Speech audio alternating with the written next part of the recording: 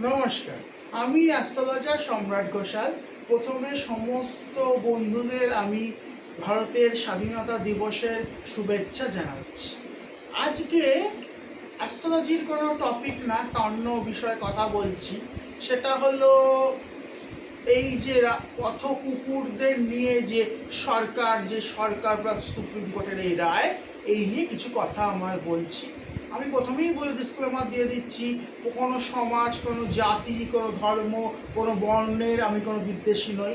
সমস্ত বর্ণকে শ্রদ্ধা জানি। আর যেইটা আমার খারাপ লেগেছে সেই বিষয়ে আমি কিছু কথা এখানে তুলে ধরছি। প্রথম কথা হচ্ছিল, আমাদের ভারতবর্ষ স্বাধীনতা দিবস আজ, কিন্তু আমরা কি প্রকৃত স্বাধীন? আমরা স্বাধীনতা পালন করছি, কিন্তু পথ কুকুরদের আমরা শেল্টারে পাঠিয়ে দিচ্ছি, শেল্টার তথা জেলে বন্দি করে রাখছি। এইভাবে কি স্বাধীনতার যে আনন্দ আমরা পেতে পারি? কখনোই পেতে পারি আমার মনে হয়। এবার কথা হচ্ছিল, এই যে পথ কুকুরদের যে সরিয়ে ফেলা হচ্ছে দিল্লি এনসিআর থেকে, এই বিষয়ে জিনিসটা আমার প্রচণ্ডই খারাপ লেগেছে। এইখানে অনেক জায়গায় অনেক কমেন্ট দেখতে পাচ্ছি, পড়তে পাচ্ছি, শুনতে পাচ্ছি যে কিছু মানুষ বলছে ঠিক হয়েছে। কিভাবে ঠিক হয়েছে? আমার এখানে একটা প্রশ্ন। বলছে যে নাকি কুকুর থেকে জরাতঙ্ক তথা রেবিজ রোগ নাকি ছড়ায়। সেটা যদি কুকুর থেকেই যে ছড়ায়, যদি ছড়ায়, তাহলে কুকুরদের কেন সরকার থেকে ভ্যাকসিনেটেড করে দেওয়া হচ্ছে না?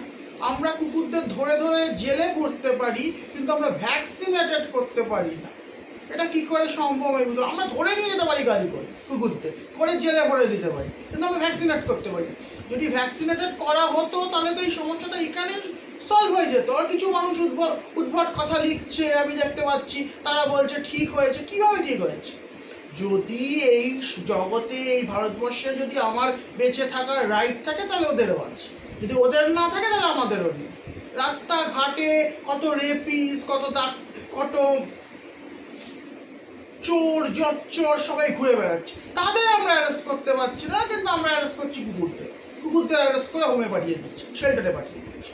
সেই বিষয়টা নিয়ে কিন্তু মহামান্য সুপ্রিম কোর্টের ভীষণভাবে দেখা উচিত। যদিও কালকে স্টে অর্ডার দিয়েছে, এই রায়টা এখন কার্যকরী হচ্ছে না। মেনি থ্যাঙ্কস আমার তরফ থেকে। এই রায় যেন 100% কার্যকরী না হয়, সবাই মিলে এই নিয়ে একটা আন্দোলন হওয়া উচিত। একটা মাস প্রোটেস্ট হচ্ছে না, এইটা হওয়া উচিত। এই জিনিসটা ঠিক না। এইটা এইভাবে কাউকে শেল্টারে ফেলে কোনোদিনও সলভ হবে। এবং কিছু লোক বলছে বাচ্চাদের নাকি অ্যাটাক করছে এই রাস্তার পথ কুকুররা। আমার কথা হচ্ছে, বাচ্চাদের তাহলে যদি অ্যাটাক পথ কুকুররা করায়, বাড়ির লোকেরা কেন সেফটি নেয়নি? বাচ্চাদের যদি অ্যাটাক করে, কেন সেফটিনেসটা নেয়নি? কেন সেফটিনেস ছাড়া বাচ্চাকে ছেড়ে দিয়েছে একা রাস্তায়? যে কুকুরটা কামড়ে দিল, কুকুর কামড়ে দিচ্ছে, এটা বাড়ির লোকে বেশি দায়ী আমার মনে হয়। এ তো কুকুর কোনো দায়ী না। কুকুর তো অপরাধী, কুকুর দেখেছে, কামড়ে দিয়েছে, কিন্তু কামড়ে দিতেই পারে, কামড়ে দিয়েছে হয়তো, সেও তো ইচ্ছা করে। যে অনেক সময় কুকুরদের আমরা বাচ্চাদের যে ট্রেনিং দিই, কুকুর, বিড়াল, পশু পাখির বিরোধিতা করি, বলে এরা ভালো না, এরা পাজি, এই সমস্ত।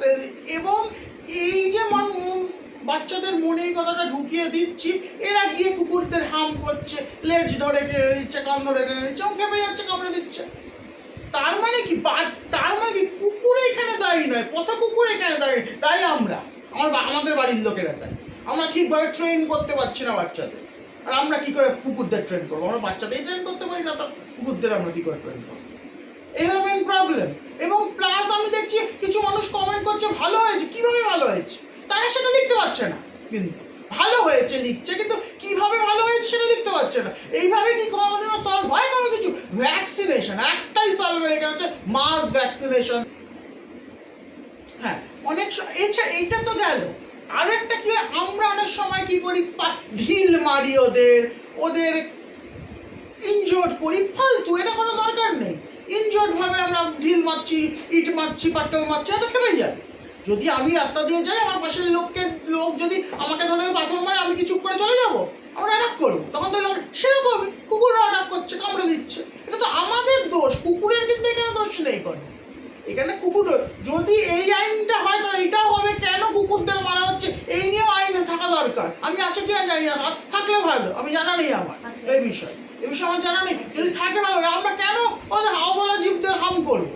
আমরা হার্ম করছি বলেই তারা কামড়ে দিচ্ছে। আর এই ভ্যাকসিনেশনটা করলে কিন্তু সমস্ত প্রবলেম সলভ হয়ে যায়। যাই হোক, এই বিষয়টা আমার খারাপ লেগেছে। আমি চাই না কখনো এই আইনটা কার্যকরী হোক। কোর্ট স্টে দিয়েছে, আমি ওদের সবসময় ছিলাম, সবসময় ওদের পাশে আছি এবং থাকবো। এবং আরেকটা কথা বলে দিই, আমরা অনেক ফরেন ব্রিড পুষি, আমার বাড়িতে বিগল আছে, ডগি আছে, কিন্তু চেষ্টা করুন আমরা সবাই যেন একটা করে যেন অ্যাটলিস্ট ইন্ডিয়ান ব্রিড বাড়িতে রাখি। এইটা ভাববেন না যে ফরেন ব্রিডের ভালোবাসা ইন্ডিয়ান কুকুরদের ভালোবাসা আলাদা, যারা সবাই আমাদের ভালোবাসে। যদি ওরা কিছু চায় না, ওরা শুধু একটু ভালোবাসা চায়, ব্যাস এইটুকুই।